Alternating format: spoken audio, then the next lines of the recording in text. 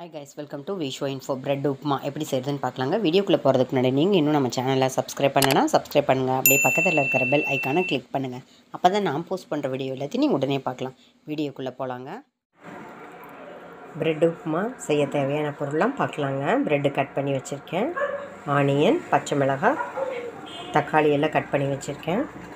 அப்புறம் தாளிக்க கடுகு, உளுத்தம்பருப்பு, கடலைப்பருப்பு எடுத்து வச்சுருக்கேன். இந்த ரெசிபிக்கு தேவையான உப்பு, மஞ்சள் தூள், கரம் மசாலா எடுத்து வச்சுருக்கேன். பச்சை மிளகாய் காரம் போதும்னு நினச்சிங்கன்னா இப்படியே விட்டுறலாம். இல்லாட்டி நீங்கள் சிவப்பு மிளகாய் தூள் கூட தாராளமாக சேர்த்துக்கலாம். அப்புறம் இந்த தக்காளி புளிப்பு பத்தலை அப்படின்னு நினச்சிங்கன்னா லெமன் ஜூஸ் கூட சேர்த்துக்கலாம். இப்போ எப்படி செய்கிறதுன்னு பார்க்கலாங்க.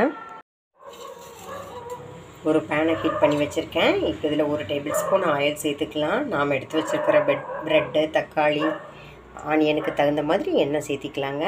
இந்த 1 டேபிள் ஸ்பூன் கரெக்டாக இருக்கும். கடுகு சேர்த்துக்கலாம். கடுகு ஒரு செகண்ட் வெடிக்கட்டும். வெடிக்க ஆரம்பிச்சிருச்சு. இப்போ கடுகு, உளுத்தம்பருப்பு எடுத்து வச்சுருக்கோம், அதை சேர்த்திக்கலாம். வெடிச்சிருச்சு, இப்போ சேர்த்துக்கலாம்.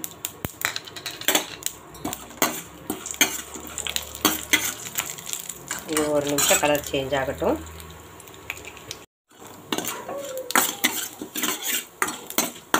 பாருங்கள், லைட்டாக கலர் சேஞ்ச் ஆக ஆரம்பிச்சிருச்சு.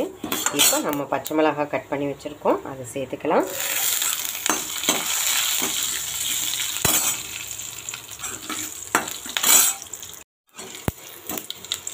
பச்சை மிளகாவும் 1 நிமிஷம் நல்லா வதக்கியாச்சு. இப்போ கட் பண்ணி வச்சுருக்க ஆனியன் சேர்த்துக்கலாங்க.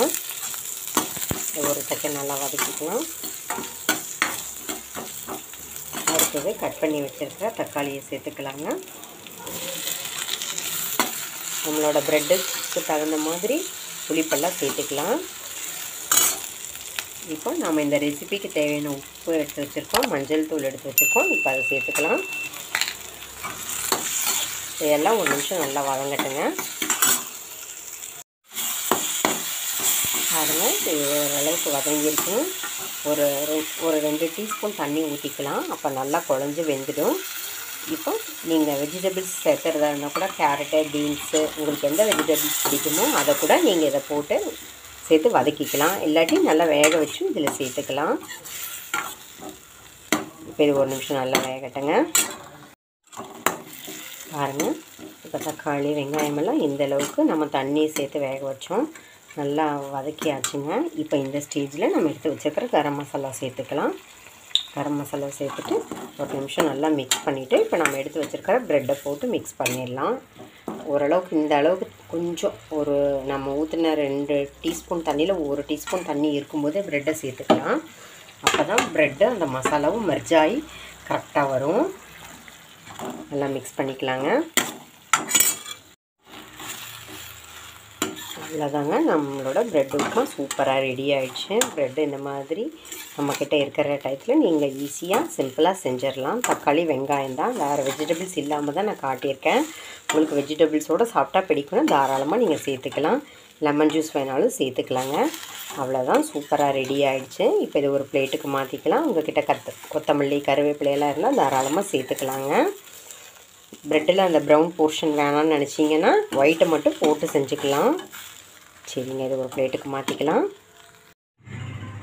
உப்புமா அப்படின்னாலே ஈஸியான ரெசிபி தான், சீக்கிரம் குயிக்காக நம்ம செய்கிறது தான். அதுலேயே இந்த மாதிரி ப்ரெட் உப்புமா அதே மாதிரி தாங்க, ரொம்ப ஈஸியான ரெசிபி. ப்ரெட்டு நம்மக்கிட்ட இருந்தால் தாராளமாக இந்த ரெசிபியை ட்ரை பண்ணலாம். சிம்பிளான ரெசிபி, நீங்களும் ட்ரை பண்ணி பாருங்கள். என்னங்க இந்த ரெசிபி உங்களுக்கு பிடிச்சிருந்தா லைக் பண்ணுங்கள், ஷேர் பண்ணுங்கள், கமெண்ட் பண்ணுங்கள். ஞாபகமாக சப்ஸ்கிரைப் பண்ணுங்கள். ஓகே, பாய்.